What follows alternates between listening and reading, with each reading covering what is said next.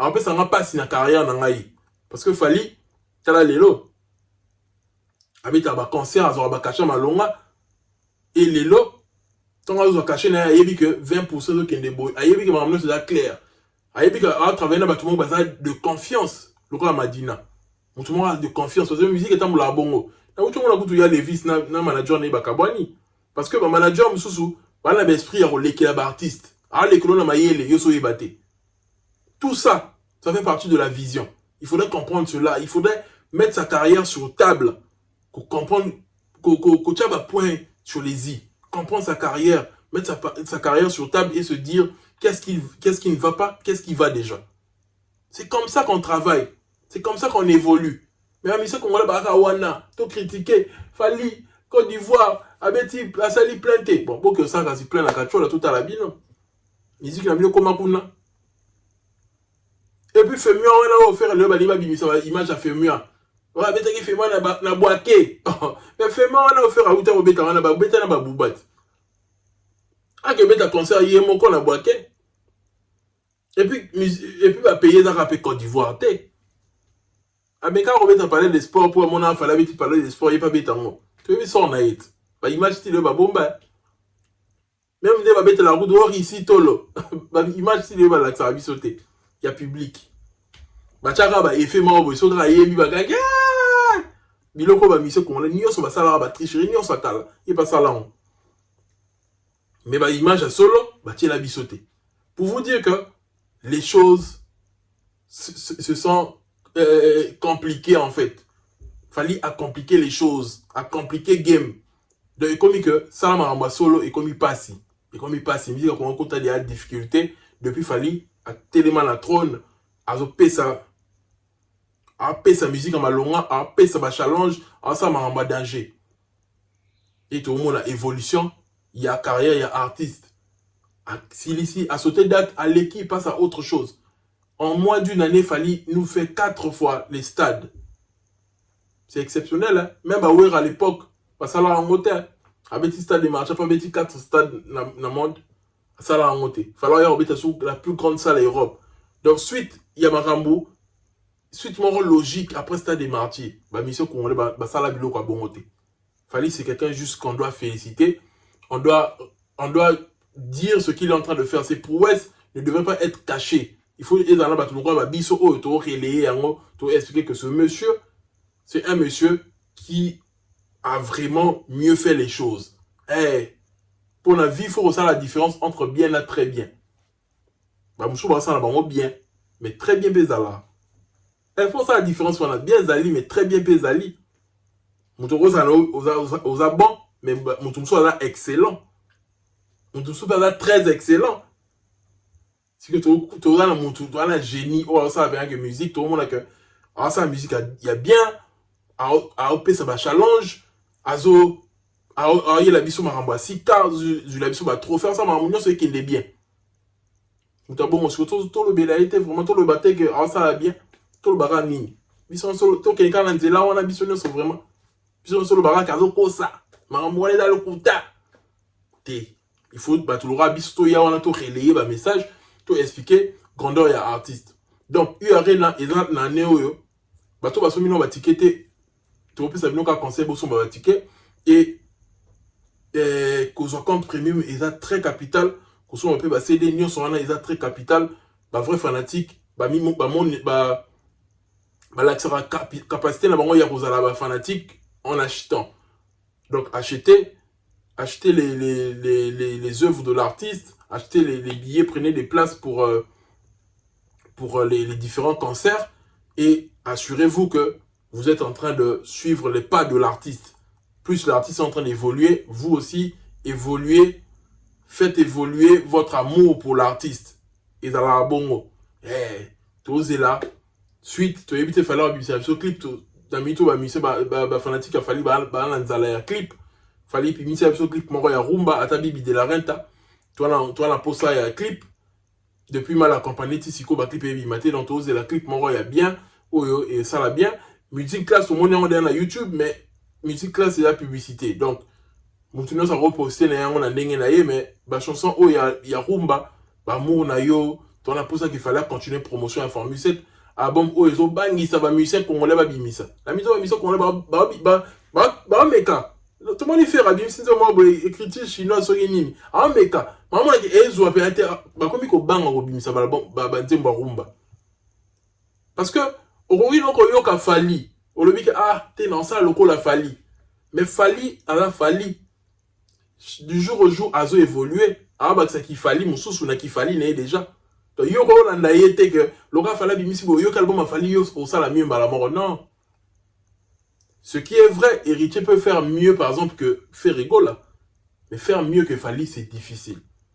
Parce que Fali, il est quelqu'un qui se renouvelle, tout le monde te yokara contrôle tout le bar qui est en danger. Ton ami tout est-ce que l'album il est qu'à contrôler les ala.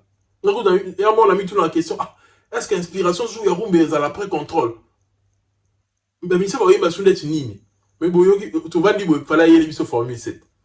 Donc au moins que artiste moi boye a travaillé à challenger. Donc il est moi que la ça il est à boye tout au fond ça boye. Après ça toujours ma Babylon Kasika. Et les gens sont en train d'observer cela. Parce que yebi qui est qui. Dans ce game on connaît qui est Fali, qui est les autres, qui sont les autres.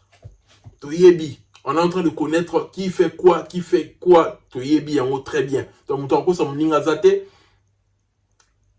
Molaki Sinzela bazalaka simana e Fali alors ça ba prouesse batu o ba Hollanda lokolo na ye ba ozoye comme modèle ba ko évoluer batu o bazaka wana pona ro sala en détracteur ba otika la sima mais ce qui est vrai na batu o ba obimane tu ba détracteur lelo mututu Hollanda Fali comme modèle tout le monde ba innocent bien ba innocent boya maramba France o to limiter musique qui était pour la France mais lelo ba Hollanda lokola et comme ko de France ko luka ba featuring na ba Caris na ba Fresh la Peufra ko luka ko kota na France va comprendre que France oyo ils a un endroit encore incontournable et un endroit encore indispensable pour na ba carrière na biso d'où photo kende kuna fallait un modèle faut ko yembe la moi basi ko kota moi romantisme ben il n'en qui était plus dans le truc genre éducation, il y a éducation mais à côté la romantisme parce que bah mon a été faut la modèle Fali à un modèle les lots bah on dit mal à bangote bah boy à la bango mais plus tard mon se rappelle sa raison na mambo auto loba on comprend que Johanna Azara très visionnaire Azara mutu o fallait koloba bien suryer pour Asel Mambo il y a danger. J'ai vu Blana Mosaka qui est venu dire genre qu'on critiquait album il y a JB. Oh non, JB a ça l'album car générique de Betty. Album est simbité. Oh, mais Blana Mosaka on a critiqué JB. Au bout de l'album la bino. Qu'on fait ça légende. Et beta wapi. Mais la journaliste va voir ça va en vérité que même il y a Kofi beta quitté. Parce que la journaliste va bang la bango sur le biboye ou bimide sur Fali. Mais la vérité, Formule 7 est compliqué, bah tout ça. Et compliqué car JBT est compliqué na Kofi. Et compliqué na babi na filet, compliqué na ba Fabregas. Avant ma bonne ils allaient et Betty bah tout ça. Donc les gens étaient distraits. Alors quand c'est que car ils allaient normal, fallait bimisi contrôle, bien sur bimisa mino balbon boyo quand la kaka. Mais Formule 7 là qui chiffre mon parfait. La Formule 7. Donc, tu vas oser là, l'album, on est bas élite. Donc, tu vas reporter, tu vas consommer Formule 7 pour au bon moment. Bon, il y a peut-être une année après. Oser là, nous allons travailler. Au moins, il y a qui dit, à que comparer la Formule 7, tu vas dire, non, il y a ma B. À quel souci travailler. Alors, à moi, on a ça, il y a ma B face à Formule 7 parce que Formule 7 est l'album parfait. Il a parfait, l'album est bien conçu. Il fallait travailler avec un mot. Donc, il y a qui Formule 7. Il y a que j'ai la formule pour faire danser. Alors, il y a un battre dans le baron tout le temps. Alors, il y a un battre. Il y a que bien ça, il y a un volume, il y a un bolingi. Mais il y a l'album, il y a un mission, il y a un article, il y a un l'album, tout est bien comparé à la Formule 7. So, à mon aura que au sali, il y a un Formule 7, il y a un zappé. Bon, il fallait compliquer le jeu. A compliqué la carrière à faire il a début. Bah oui ça va bon mais faire do yara ça concurrence na après à bétailler film mon colo avec Tokos. Il complique le jeu. Il complique la carrière na et quitte ça Nde mo pena ba album rumba. A moins que bo ça ba concurrence bo se comparer quand on a ba album na e. A tele bino sko ma yele na Formule 7. A sali chiffre moro parfait. Il y a pas siko ko longolango. Et comme il passe. Et comme il score ba blabla. Et la vérité ça va pas c'est qu'on fait l'homme de bloquer dans TikTok. Et pourtant je l'ai jamais suivi sur TikTok. Donc hier mutu amukoya ki la vidéo na ngai akoya ki sur vidéo na ngamoko ko fait le midi feliseke atali vidéo na ngai et suiye ake sikoyo na ba paramètres a bloquer nga bato be ba sala bongo ba bloquer nga na ba paramètres na bango a bloquer nga déjà et pourtant la abonné na été donc akena déjà ko bloquer nga le but là sur la Valérie le bilan na moni ko fait le midi avant live na TikTok nga le ah bon na qui la bête ko fait le midi boy et bi misanga te nga le normalement on a ko fait le midi normalement on a ba chaîne mo ya mike ko fait le midi chaîne page na officielle normalement on ngota alors vous allez atteindre le lien atteindre un lien là cliquez boy ko fait le midi vous a bloqué utilisateur 0 abonné bloqué a bloquanga ah on y a la vidéo par exemple le bara et soit à bango to finir rater to le bara la vérité mais et soit à bango si y a bloqué à bloquanga na Instagram à bloquanga na Facebook ko fait le midi à bloquanga sur la TikTok donc à bloquanga na 3 réseaux sociaux. Et ça, ce sont des véritables bloqués. On a posté un bout de la statue. On a bloqué dans 3 réseaux sociaux.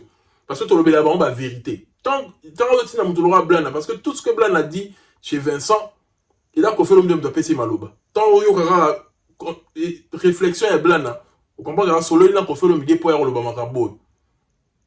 Blanc a qui dit que fait l'homme de Moutalongola Jibena Wera na na minoko ba congolais alongola si ça bango succès alongola Jibena Wera déjà à l'époque à plaçara il a fallu na ferré que ba idole na ye ti aye ko bet sa fallu na ferré na quartier latin ti le ba congolais ba yeba fallu na ferré donc ye ko fait l'homme d'alingi admi pe sa mérite wana ndech que ye mutu a imposé ba congolais fallu na ferré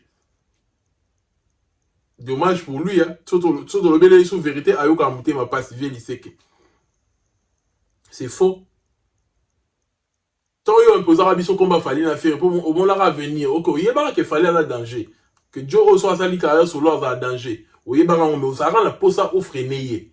Parce que tant total la vidéo tu vois maintenant il bise banze moi il y a faire. On a la pose diminuer aussi lycée ndenge ba kinyo so aussi lycée bango ba sam titou ba bourron pela ba to ba rend la potentiel ba babia etc. On a la pose ça fallait évoluer ta. Kolobate que on a la pose ça fallait évoluer. Au longo la combat Jibena Wera fallait la faire donc il ça mérite au fallait à salir before yé moko la carrière n'est pas à la fallait faire épée également à salir before na yé pas à la faire yo lingi ko autre mérite wana que yo nem to ça imposer ba congolais non c'est faux Kofi tika ko rêver biloko rêver wana tika ko s'accrocher na la génération nyonso donc au moins que bundi si fallait ko quitter comme que au lingo se s'accaparer mérite wana que fallait la faire ndom to imposer bango ba congolais non c'est des bêtises. Ce sont des bêtises, c'est faux. Parce que ce royaume de imposer qui va soutenir carrière à fallu, soutenir ni carrière à fallu, ni carrière à faire. Donc pour Bazalati Lelo, après 17 ans de carrière solo, Bazala toujours actif, il a des forts là-bas.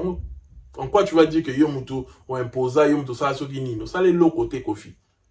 Yo imposa biso leto yeba que moi si na yo, il a rasindi. Et là yo sala ya wana, ou imposa biso sindi. Ou imposer biso to comprendre que eza normal ko zo mwana musala na yo akoma mwasi na yo biloko yo imposer biso ya ngwana biso ba congolais to yebaka te que un patron a rozo mwana musala na ya komi se mwasi na ye abo ya mwasi na ye o abotele bana o basali na parcours mulai o ya supporter etango za na incapacité ya ya poto pour la rendre procès ya ba danseuse pour la kindumba na ye eloko yo lakisa biso ya ba congolais ya ngwana ko yebisa biso te yo lakisa biso o imposer biso imposer biso nanyo fallait la faire non donc ni faut ni qu'on s'accaparer na biloko nyonso donc ala pour ça a existé non à mon que so razatende tu mabe ko fait l'homme de na répertoire na yo mutu mo groupe balu ko za suna ba panique o te otinda ba blanc na yero lo ba bêtise etc. Donc les hommes mutu to lingi à s'accrocher